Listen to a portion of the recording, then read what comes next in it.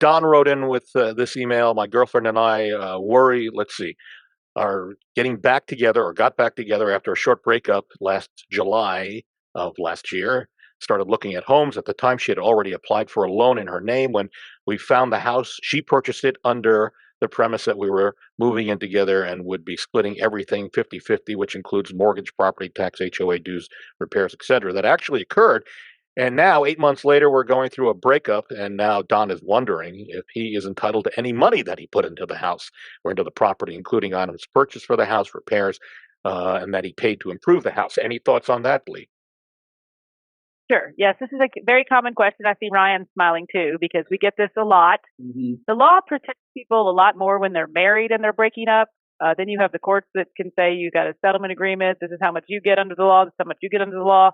Unfortunately, when you're just uh, living together and there's no official marriage, there isn't really anybody to break that tie for you. And so probably the person who's on title has a major upper hand against the person who doesn't.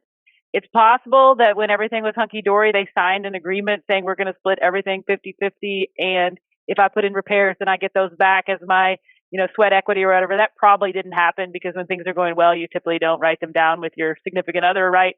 Right. But it's going to be tougher for him to get his elbow grease out of that and his half payments and all that because she actually is on title. So beware if you're planning on living together, folks. Think ahead and put together some sort of agreement, Yeah, hopefully through an attorney that would help you in the event that things don't go the way you hope them to go. Right? Yeah. absolutely. You may have heard we are out of time. My thanks to Ryan Cook, who subbed in for Randy Rocky over at Swan Financial. You can reach Ryan 502-408-0671.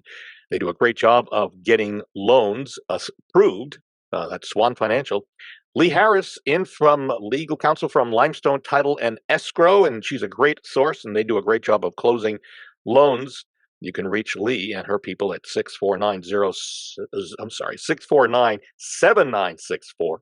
And if you're thinking of selling, I would love to come out and talk to you. Just give me a call. We can talk about the process, look at what the home's values are, what maybe you need to do or not do. It can save you a lot of money that way.